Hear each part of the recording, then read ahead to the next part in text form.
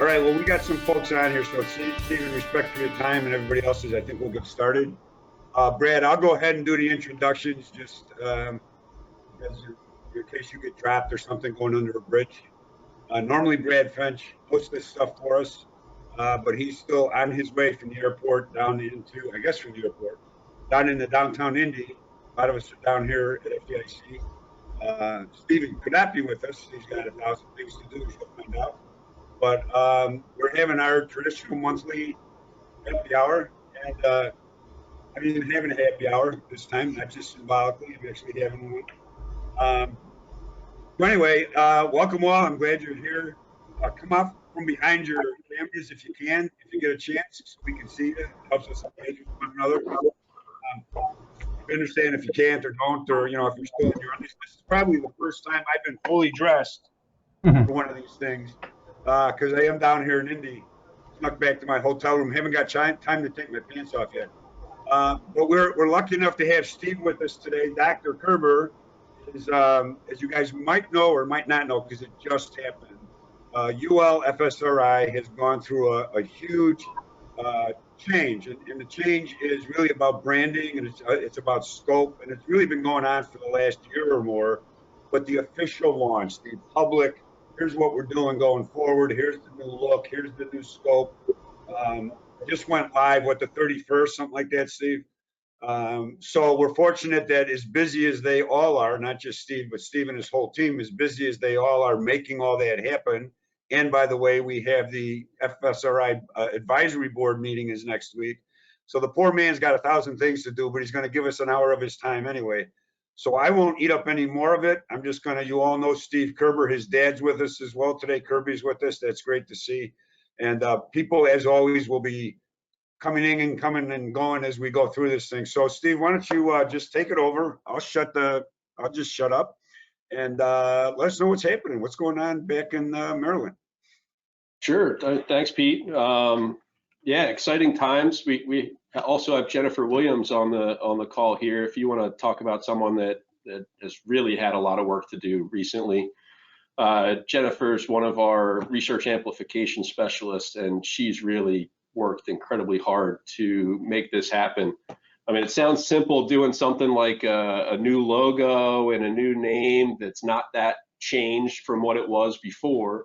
But as of July 29th, we are now the Fire Safety Research Institute as opposed to Firefighter Safety Research Institute. Sounds minor, however, in the grand scheme of things, opens up a huge world for us to expand our research, expand to different stakeholders.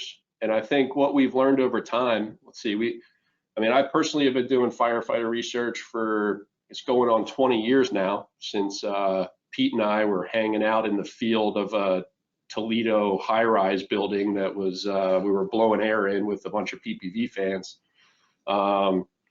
Till now, a lot of that was started with like a team of 2, team of 3, and one project at a time, whether it was starting with structural stability and floor collapse, which Pete was leading before I even got to UL, all the way through horizontal, vertical, positive pressure, fire attack, you name it. We've tackled a lot of subjects, all at the request of you, really, of the fire service asking questions and us trying to provide answers. So I think the important thing that carries is our model. I mean, our model is to do research with our stakeholders, not for our stakeholders. So as you guys have all seen, many of you have participated on our tech panels, is that if you're going to try and help a group of people, use that group of people to do the work. Don't do the research behind closed doors and give them answers. Let them see what is going on. Let them help design the research, educate them enough on what the research is trying to learn. So ultimately, the results that you get are able to be implemented and hopefully can increase the knowledge or improve SOPs or whatever the case is. Another big thing we learn is that, I mean, obviously we live in a world bigger than the fire service, and most fire safety problems have a huge head start before they get to the fire service. And typically when they get to the fire service, we're then playing catch up. And it sucks to always be playing catch up.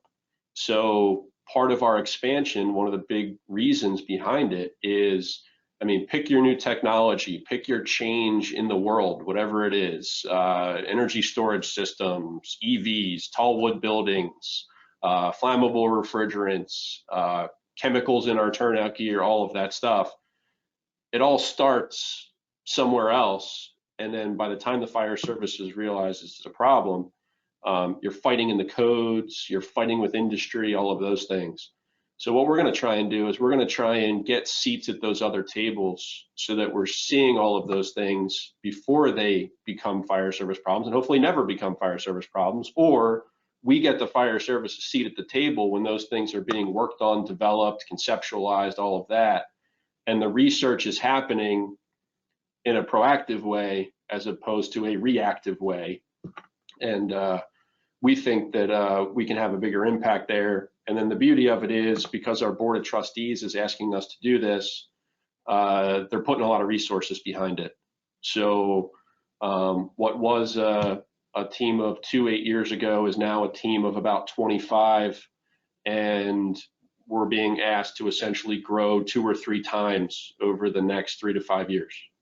So hopefully we can be a team of 75 to 100, which means we can answer more questions, we can do more research, we can burn more things, and hopefully support all of you as good, if not better, with more folks. Because I know, I mean, as is the nature, right? Every question is a project. Every project leads to 5 more questions, and we've got to answer these things. I mean, you look at the current search and rescue project. I mean, man, I mean, talk about doing everything we wish we could have done 10 years ago on the first project. We're now being challenged to, I mean, give me measurements anywhere an occupant can be in this house and be able to tell me what their exposure would be based on how I remove them through any orifice of that house. So if I take them out the front door, if I take them out a window, if I shield them in place, if I pick them up, if I drag them by the feet, all of these questions, we now have so much instrumentation that we've kind of stockpiled over time, we can begin to answer those questions. And that report's being finalized, I would say, about a month and a half. That report will be out. There's a ton of great tactical considerations in that work. And then an online program will follow that. We've got all kinds of work going. Batteries. I mean, it's, I see Steve Kerber on the phone here. I mean, it's one email after the other of, what about this? What could happen with EVs? What do we need to worry about? And a lot of times the answer is, we don't know. It's almost like we're waiting for it to happen, kind of like the surprise Arizona incident. Hazmat crew is there. They're there for hours, sizing this thing up, making measurements, thinking it's safe, open the door, and kaboom. We got 4 unconscious firefighters that by the grace of God are still alive today.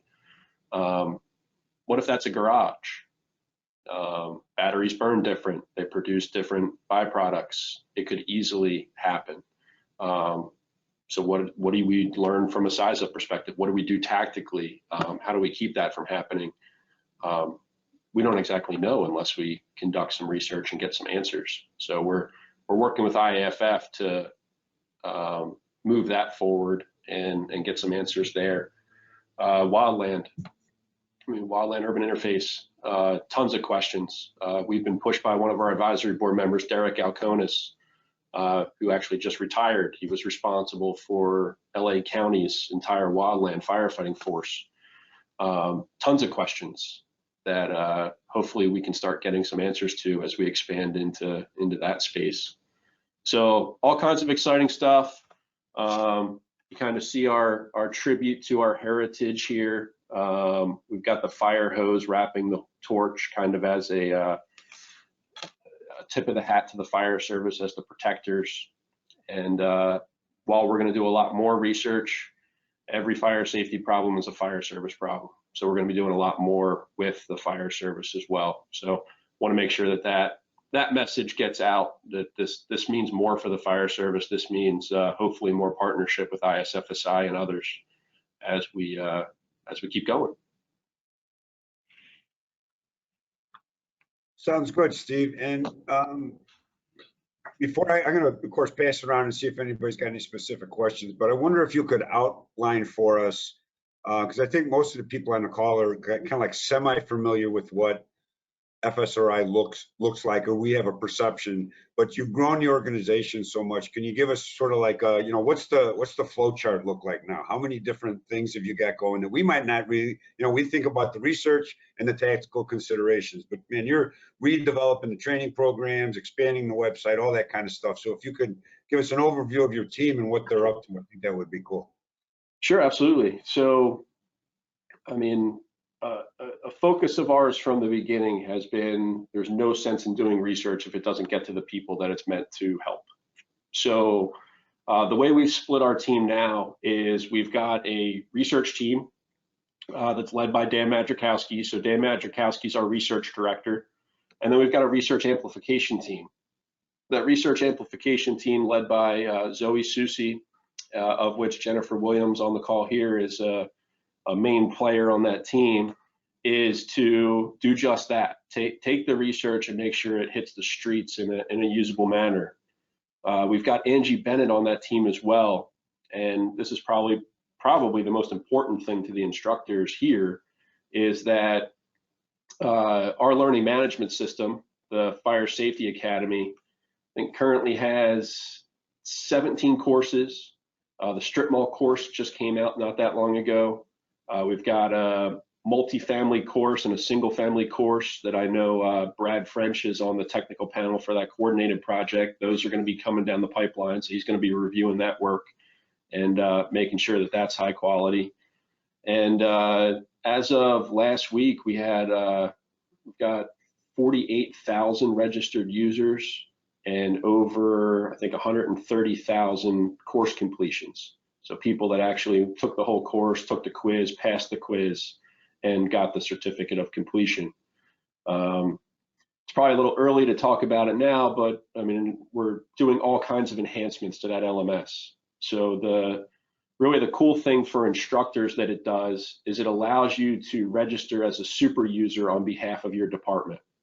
So if you get a letter saying from your fire chief that, yeah, that Brad French is responsible for the Dayton Fire Department, he's going to go ahead and be our super user.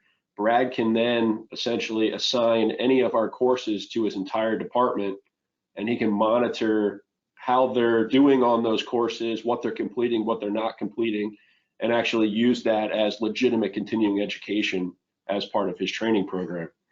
So, I mean, lots of courses, everything from the basics all the way through specialized stuff. And that course catalog is going to keep growing.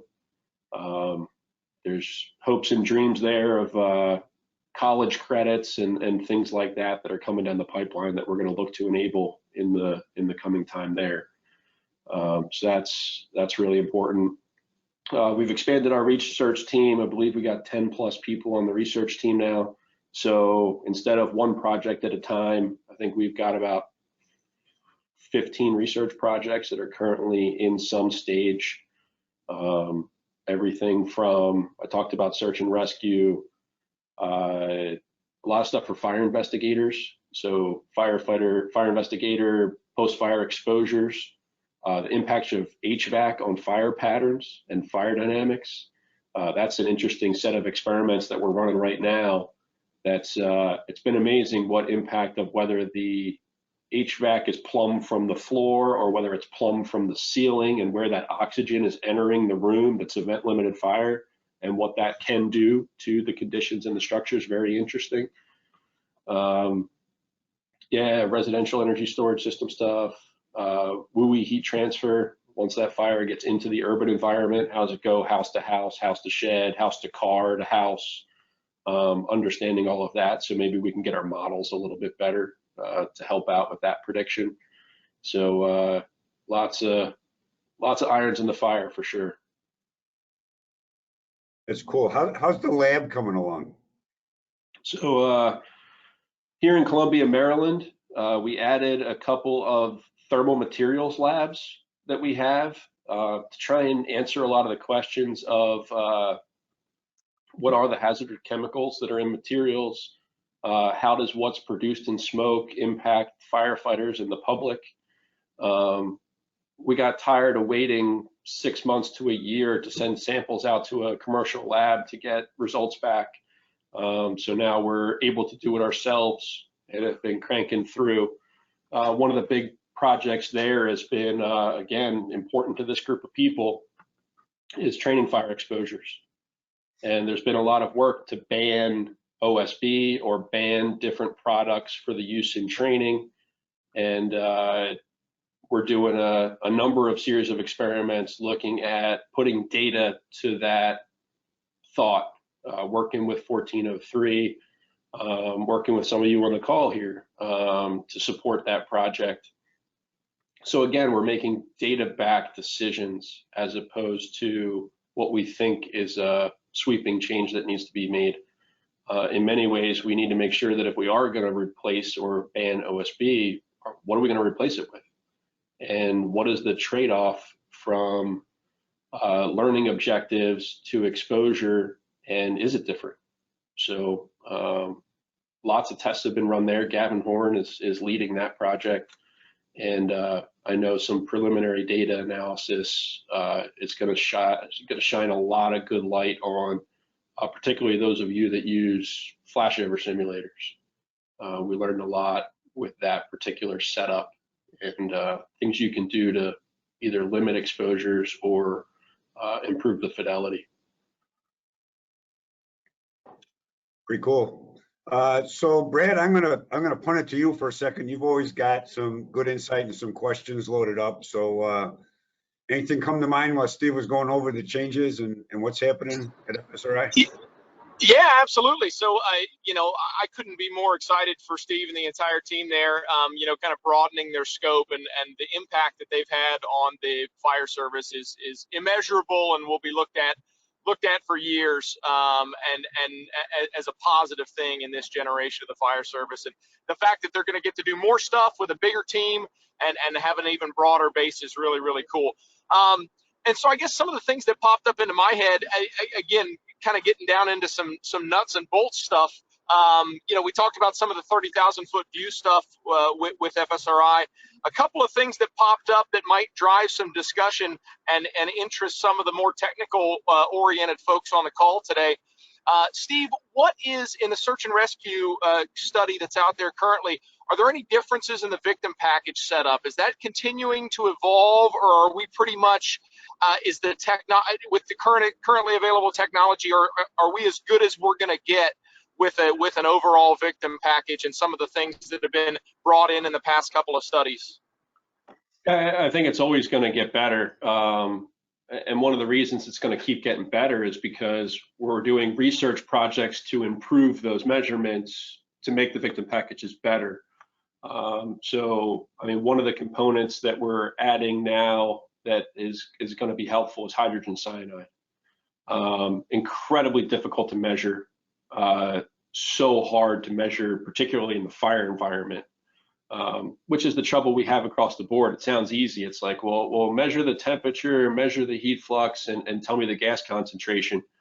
And that's like tens of thousands of dollars worth of instruments just to do that in one spot, let alone to do it in multiple.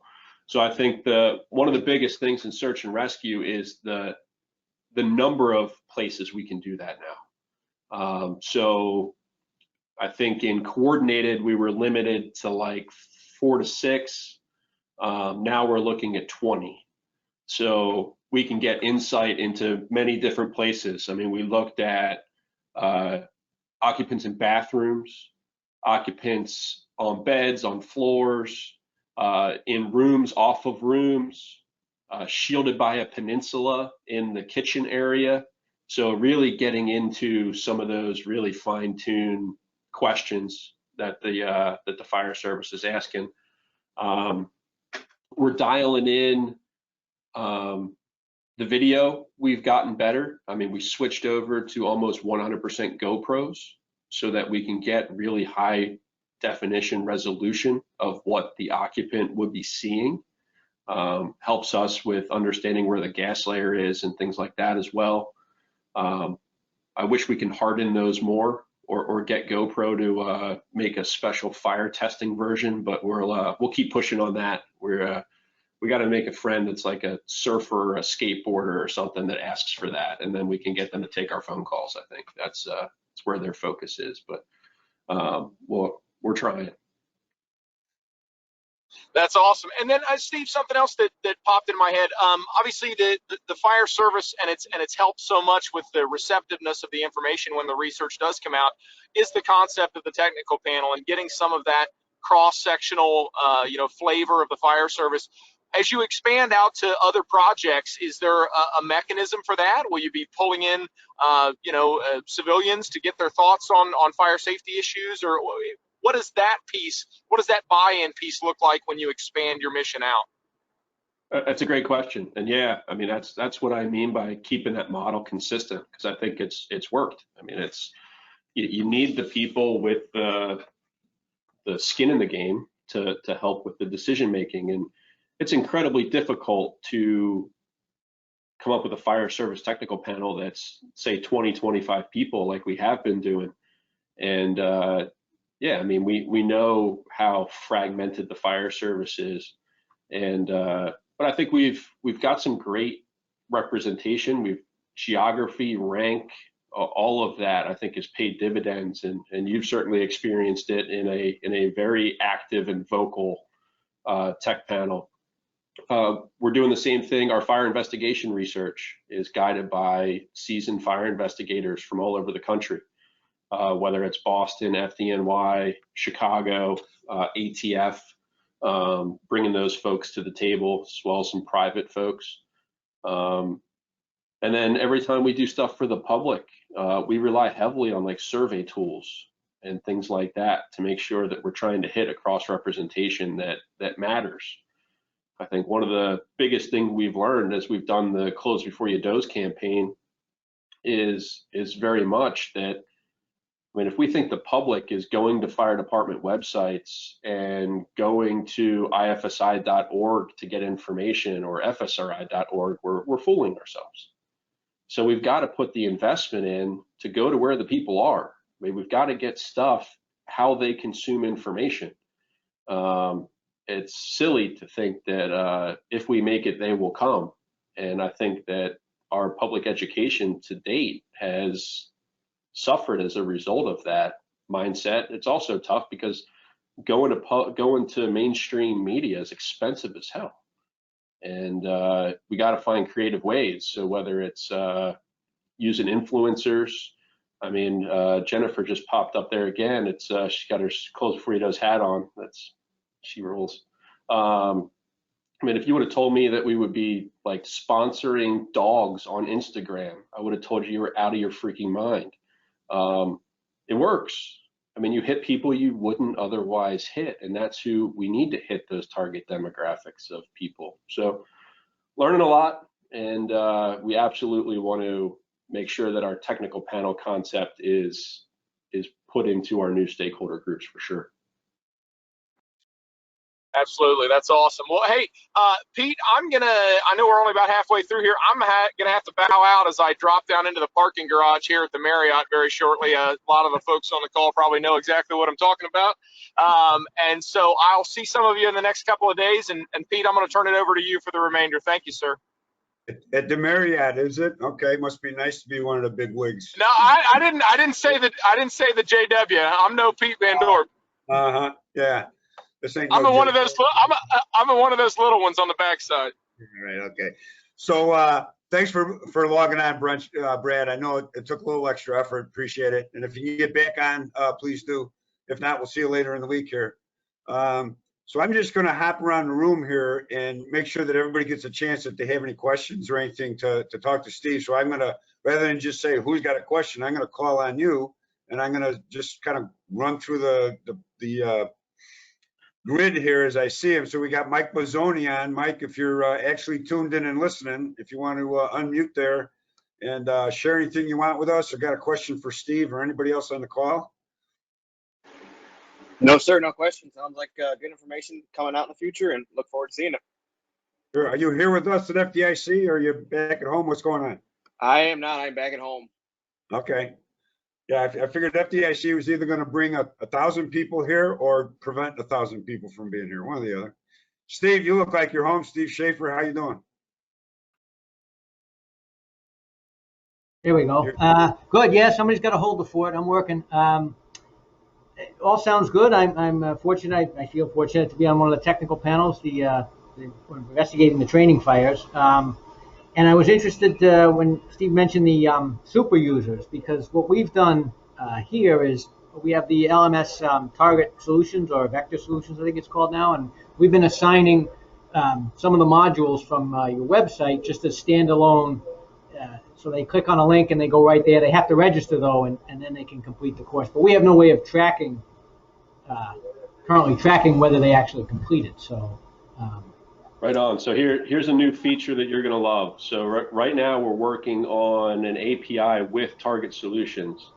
So what's going to happen is if you put the request in, we will create the back end so that your Target Solutions account can come into our LMS in almost a seamless way, and it will share data back and forth. So if they complete the course on our LMS and pass the quiz, it will show up as complete on your LMS. You recorded. Oh, great. All right. That way you don't need to worry about two different sets of information or anything like that. So we're, being that so many people are on Target Solutions, we're trying to start with them, see how well it works. So maybe we have Boston be a guinea pig on that one. I'll talk to training. See what we can do. Awesome. You want to talk about your tech panel experience a little bit? It was nice to have you out in Delco. Yeah, well, it was good to get out of Boston finally. Well, so you had us on for a Zoom meeting where we gave our input into what we do for training, what fuels we use, and then you guys designed the experiments, picked what you were going to do, and we went down, or most of us, to Delco to witness one day of the experiments. So far, that's all. But I'm not sure how helpful my input was, but I know Gavin's getting ready to dump a whole bunch of data on you, so get ready for that stage. All right, I'll stand ready. But it's been good, and it's been a good networking experience to meet a lot of other fire service people who are motivated and interested. So that's for me, that was one of the better parts of it. Right on. It's very good. Thanks, Steve. Chris Brunker, I'm sorry. Chris, you with us? Can you unmute, and got anything you want to share or ask Steve? Well, hi guys.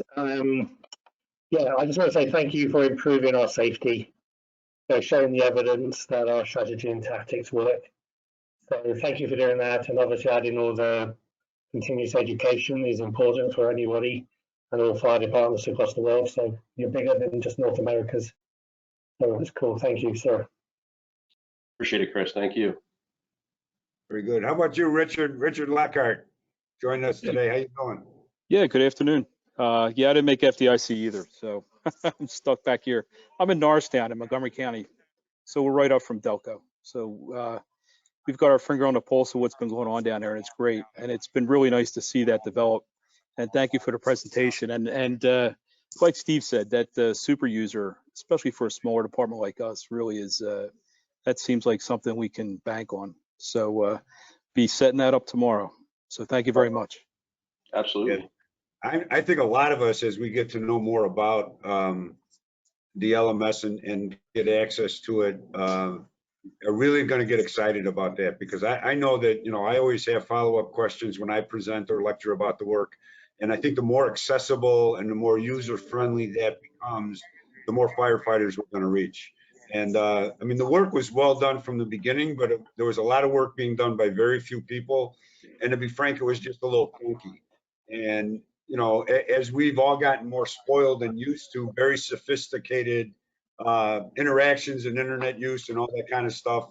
For a while, it took a while for FSRI to be able to keep up to speed with all that, but now I think Steve's getting the resources he needs so that it looks like prime time. And because we've all come to expect prime time all the time. And now with the work that Jennifer's doing and the rest of the team, we're getting prime time all the time. And I think that's going to be really great for acceptance with the fire service and user, just guys getting more comfortable with using the information and accessing the information. So I'm personally really excited about that too, Rich. right, Alan, thank you. Juice. Yeah, Alan, you with us? And combine that with the fact that it's free. And then we're on the right line, right? That's where Pete and I have stumbled before trying to work through this and raise enough money to do this. And we're finally there. Yeah, it's great. Alan, how are you? Thanks for popping in.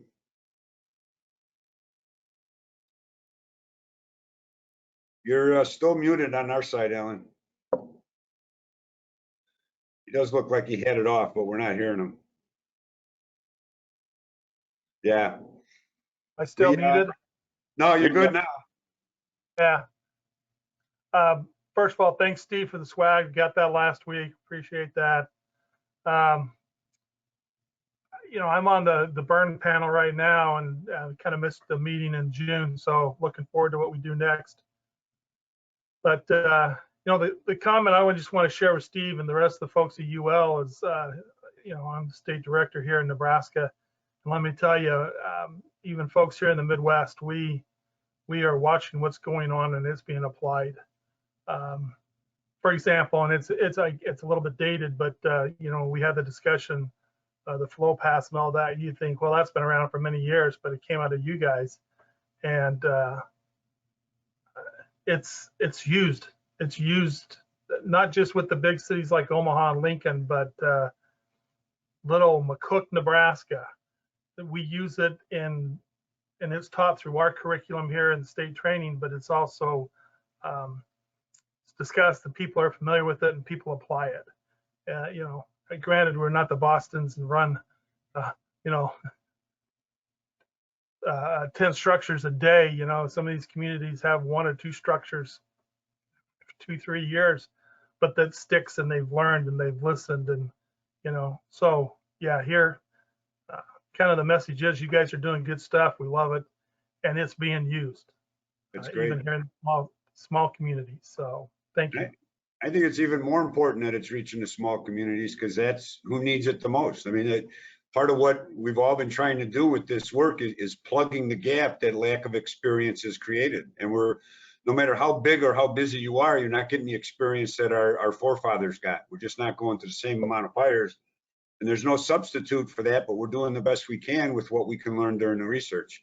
So it's great to hear, and I'll sort of jump on that bandwagon, Alan, is that I'm not much of a social media guy because I like my sanity, but I do monitor some of it. I refuse to participate, but I monitor some of it. And I got to be honest, I've seen a very big difference over the last few years now in the quality of the response from just the people that are out there, right? It isn't a, yeah, no, I agree, I disagree. There are some very thoughtful, well-informed responses to the issues that anybody's bringing up. And to me, that is just really exciting to me, because that means we have better educated firefighters. When they're making better educated statements, that means they're really getting it and they're really learning it. And I'm just so happy to be seeing that happening now. Yeah, I got to throw one more comment to you though. I just kind of thought it was funny when talking to a chief, good old boy that's been a chief for a lot of years. He's probably been chief longer than I've been in the fire service, but he made the comment about the, reset it from the yard, the slicers material, all that. He says, we might not have called it that, but we've been hitting it from the yard because when it takes you a few minutes to get there and then you're 2 guys, yeah, you do what you can from the outside. He says now, and he jokingly said, it's good to see that the science finally caught up with us. That's right. And I'll tell you what, that's the God's honest truth. A big part of what's going on here is validating things we used to know and we forgot or we unlearned. And then there was the unnecessary debate about right or wrong or indifferent, but it really was, we're validating stuff that I personally have seen done for 30 or 40 years. Yep. And so it's great. It's great to see that happening, and it's great to see. I like your definition of old timers, because that's mine too. When you get to a real old timer, you know, and my dad was one of them. So my dad would say, you know, and I tell my dad, you know, we're trying to get firefighters to not to ventilate so fast, to manage their ventilation. You know, don't over ventilate the fire. My dad will say, well, when did you start doing that?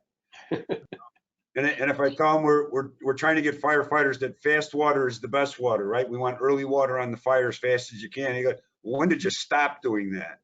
You know, Yeah. to these guys, it made perfect sense. Water as fast as you can, and whoa, slow down with that window breaking, roof cutting stuff until we got some water on this fire.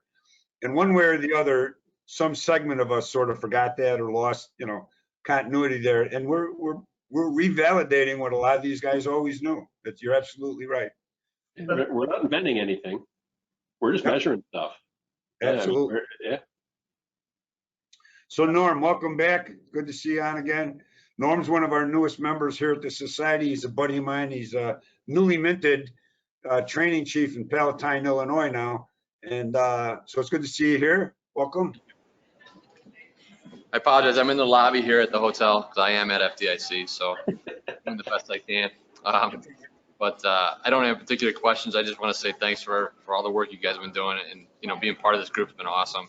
I've already been using the UL stuff just for some pre-course material and some follow-up material for our hands-on training. So the super user ability and be able to sign that stuff through Target and validate, I think is going to be amazing. So I'm looking forward to that part. But thank you. Right on. Keep them safe in Palatine. Yeah, we'll do. Really good. How about Vince Conrad? He's up in Canada. I know he's not down here with us, but Vince, when are you going to open that damn border so we can get up and visit? Just in time for me not to be able to attend FDIC. Okay. Of all people, I thought Vince would have been the guy that found a way around that. Yeah, right. I was hoping, but no, didn't happen. Okay. Yeah, I don't have any real questions for you, Stephen. I just think you guys are doing a great job, and keep it up, and that's really all I have to say. It's awesome. Sorry I can't see you guys on FDIC. Thanks, All right, sir. we'll lift one for you. How about you, Steve? Steve Kriegum's with us. He's been a busy man lately too. Doing spreadsheets. Yeah. Did it work? You there? Yeah. I'm Look here. at that. Look at that. Look how good he looked. He had to throw on the shirt really quick so he could look like he was doing something. Yeah. I got a face for radio.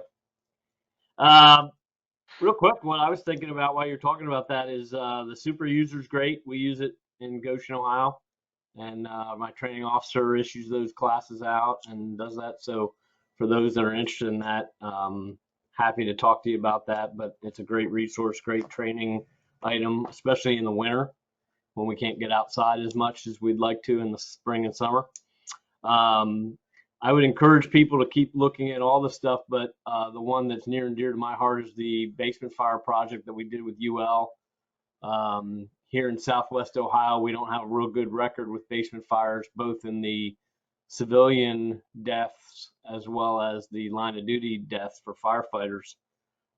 So it's one that I'm pretty passionate about. And I just spoke a few weeks ago at a fire department, and they literally had not heard anything about it until I told them about it. So sort of what Steve said, you know, we think that everybody's on ISFSI.org and UL's website and everything else, but there's still a lot of people out there that miss the message, both in the fire service and beyond, especially in our civilian population too. But we need to keep beating the drum and sharing information and spreading the gospel, if you will.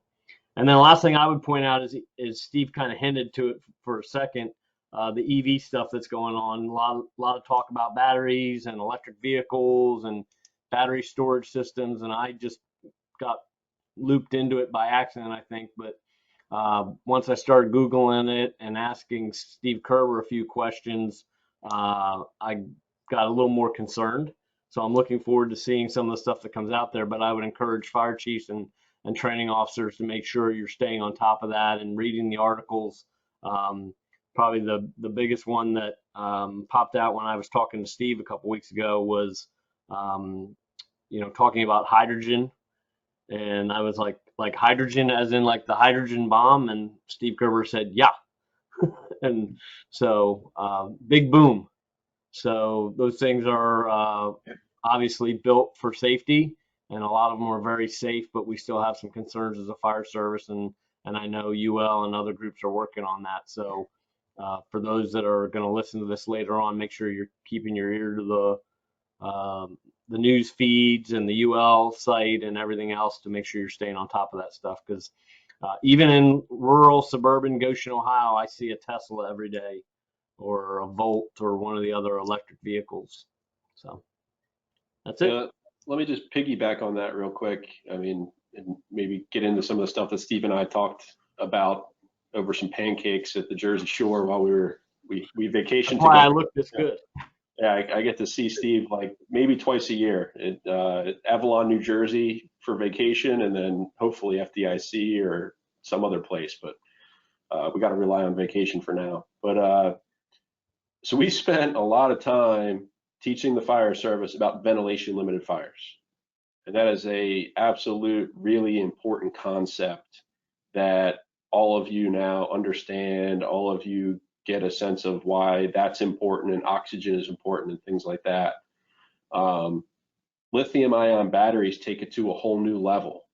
So lithium ion batteries, once they go into thermal runaway, are actually not impacted by ventilation limits the same way that a burning sofa would be, or that a burning car would be.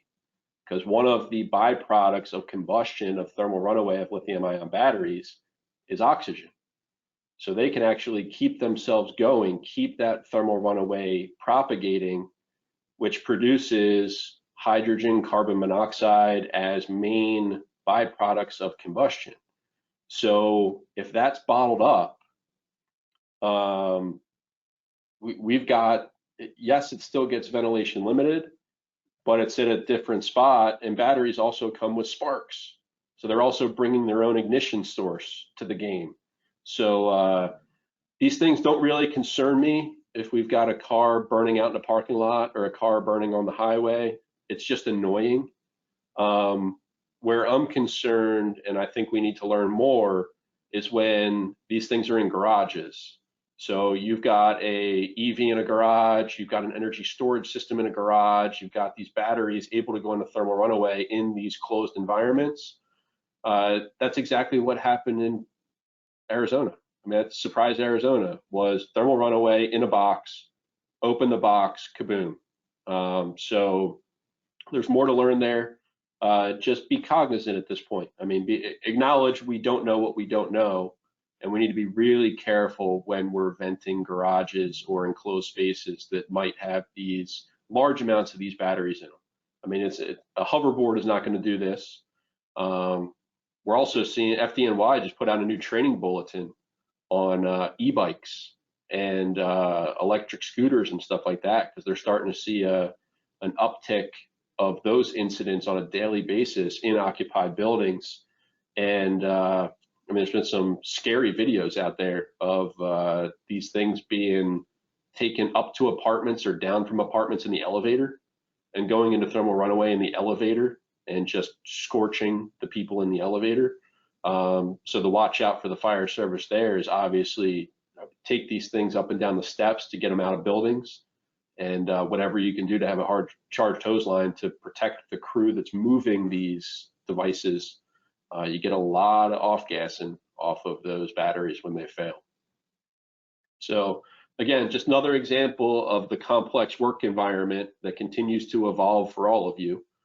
And we're trying to keep up with it with the research.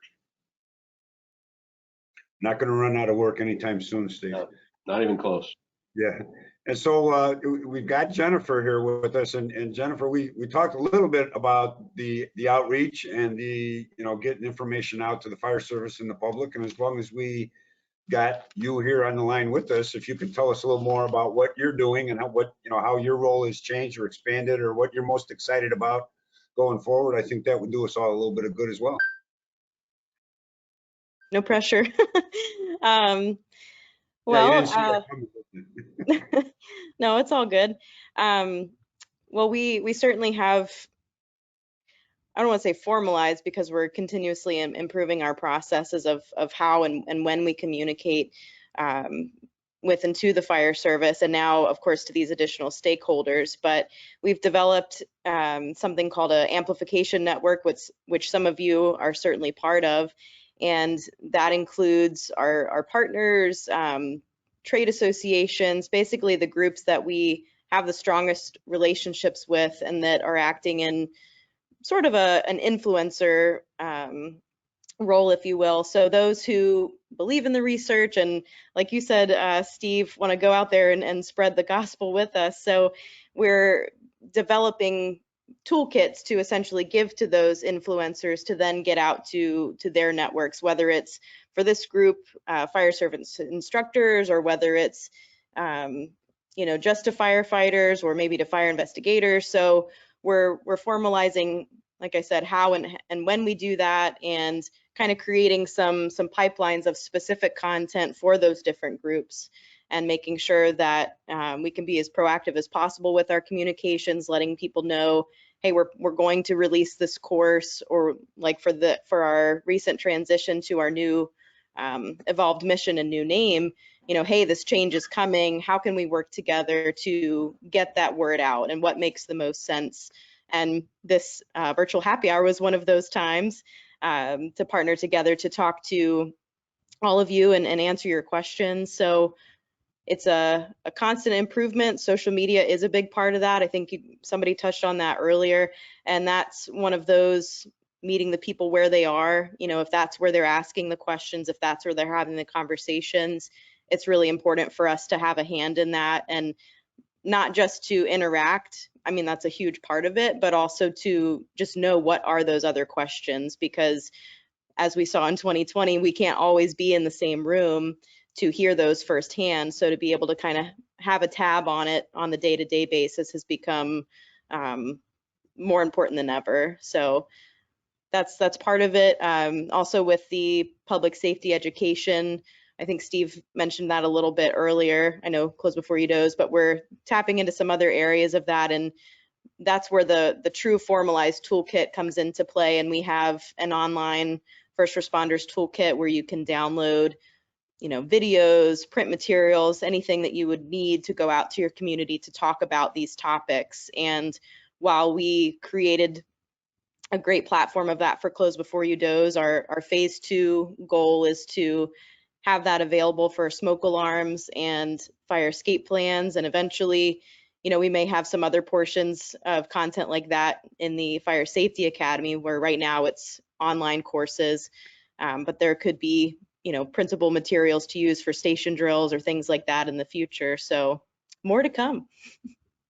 That's great. That's great to hear. Especially a lot of that pub. I'm really excited about the pub ed stuff too, because so much of what we typically have access to, particularly in the smaller fire departments, is so clearly 1950s. You're handing out the same stuff you had a stack of, and it doesn't make it bad, but it's just not. It's not where the people are. It's not what they want to see or what they're familiar. And so it's really exciting. It's great that we're going to have material that is 21st century material, not just in terms of content, but also in terms of format and all that stuff. Not that an old guy like me is ever going to look at anything you put online, but we do have guys like young Sean. We got young Sean with us, and he's all over social media. So, Sean, why don't you chime in before you've got to go to your next important meeting here at FDIC, if you got a couple of minutes. He's one of those in-demand guys. He's got to be places. Thanks, Pete. I appreciate it. Well, actually, Steve has done such a good job with you guys mentioned earlier, turning the boat, if you will. And it was a large ship with a very small rudder. But things have kind of turned around. So my class, this was 10 years for Attack from the Burn Side, and my 10th year, and it's not so controversial anymore.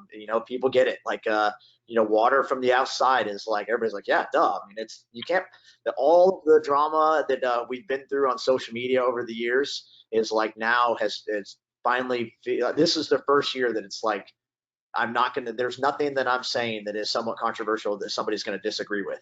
And so I find that it's definitely relieving to have educated conversations, like you said, Pete, guys, that people are out there now that they see the research, they know the research, and now we're here to deliver it.